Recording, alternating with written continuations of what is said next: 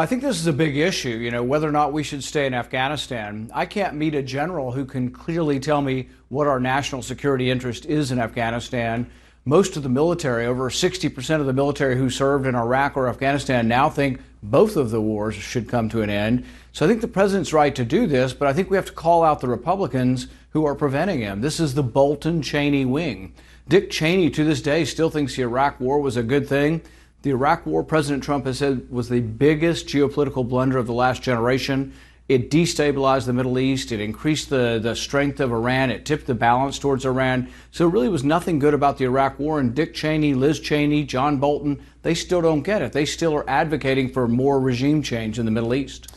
The back and forth between you and Liz Cheney went even further when you took the fight to her home turf. You called into a Wyoming TV station. Let me just ask you, there's an open Senate seat in Wyoming next year. People are talking about Cheney running. Would you prefer that a different Republican fill that Senate seat?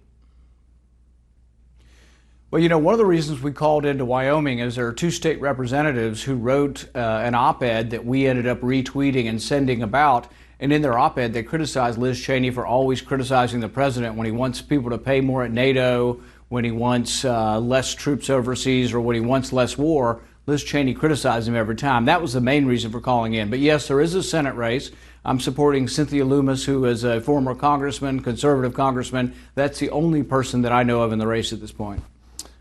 Iranian-backed Houthi rebels in Yemen took credit for a drone attack on Saudi Arabian oil facilities yesterday, temporarily wiping out about half of Saudi Arabia's daily oil production, escalating the conflict in the region. Secretary of State Pompeo blamed Iran. And your fellow Republican Senator Lindsey Graham tweeted, quote, "It is now time for the U.S. to put on the table an attack on Iranian oil refineries if they continue their provocations or increase nuclear enrichment." Your response to Graham and to Pompeo? I think an escalation of the war would be a big mistake. This all comes from the Yemeni civil war, where Saudi Arabia is heavily involved in another country, indiscriminately bombing civilians, killing children. And then the Houthis are supported by the Iranians. So it's back and forth. But really the answer is trying to have a negotiated ceasefire and peace in Yemen. And bombing Iran won't do that. The other thing I would say is Iran's military spending is about $17 billion. Saudi Arabia spends about $83 billion. The Gulf Sheikdoms around Saudi Arabia that ally with Saudi Arabia spend another 50 some odd billion. So really, the Saudis and their allies dwarf the spending of Iran, and this is a regional conflict that there's no reason the superpower of the United States needs to be getting into bombing mainland Iran. It would be a needless escalation of this, and those who loved the Iraq war, the Cheneys, the Boltons, the Crystals, they all are clamoring and chomping at the bit for another war in Iran. But it's not a walk in the park, and you have to tell that to the 4,000 or so soldiers who died in Iraq that, are we going to send more to their deaths in Iran for something that in the end, when you topple these regimes, you get more chaos and more terrorism, not less. Let's turn to domestic policy. Yesterday was, quote, Guns and God Day, a day dedicated to gun rights and Christian principles. The organization opposes any new restrictions on guns. Their press release touting your endorsement of Guns and God's Day of their efforts said, quote, "We encourage participants to be prayerful about returning our nation to God as the only solution to the hatred and mass murder plaguing our blessed nation," unquote. Do you really believe that returning our nation to God, no change in policy, is the only solution, the only way to stop mass shootings in the U.S.? No, I think that part of the problem is cultural and losing a sense of right and wrong, but that's not the only answer. I've said, yes, we should do something, and I think we should look at each of these killings and say what went wrong. And I think the consistent theme here is typically, not always, but white teenage boys in their middle teenage years to early 20s.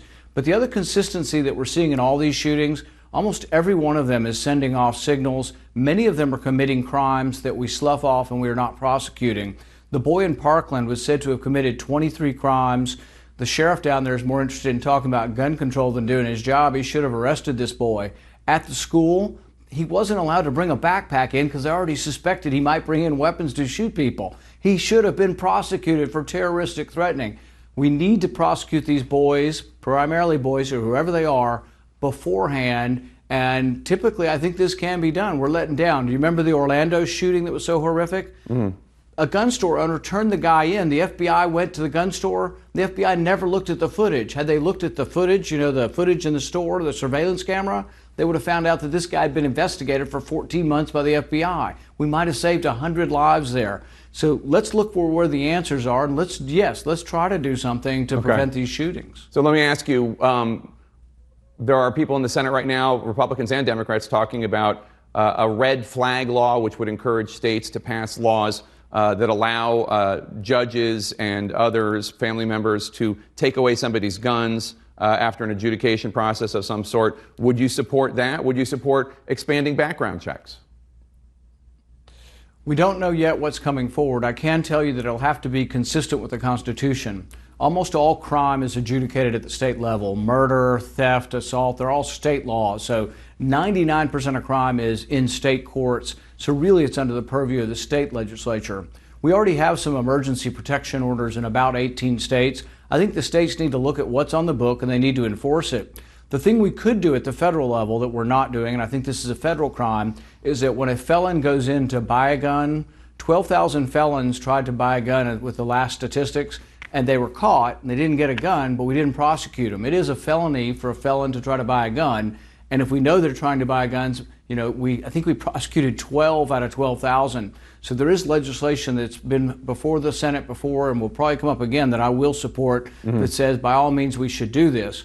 We also should make the background checks work. At least two of the recent shootings, I think the Dylan Roof shooting and the shooting in the church in Texas, both of them shouldn't have had guns. One was a domestic abuse, another was some other felony, but they didn't get in the system. So I think we can make the current system work better. But the vast majority of these shootings, background checks wouldn't have helped. The vast majority of these mass shootings are purchased legally, but every one of them, I can't get it out of my head that the kids in Parkland were immediately saying, it's so-and-so. They knew his name before they knew he had done it. And this is happening throughout. All these kids are troubled, they're sending off signals, and they are committing crimes. But if you do something like these laws to prevent things in advance, you have to keep the same constitutional burdens that you're innocent until proven guilty. You can't flip it and say to the person, oh, you have to prove that you're not a criminal. No, the government always has to have the burden. There has to be due process. You have to be allowed a lawyer, because the danger is they could just say, oh, anybody that takes antidepressants can't have a gun, or anybody who's ever been to a psychiatrist can't have a gun. And so there is a danger of going too far where we preemptively just are out there taking everyone's guns. And I am alarmed, and it does alarm a lot of us when we hear Beto O'Rourke saying, yeah, they're just going to come and knock the door down and take our guns. That scares the heck out of a lot of Republicans and a lot of gun owners. Senator Rand Paul of Kentucky, thanks so much for your time, sir. Appreciate it. Thank you.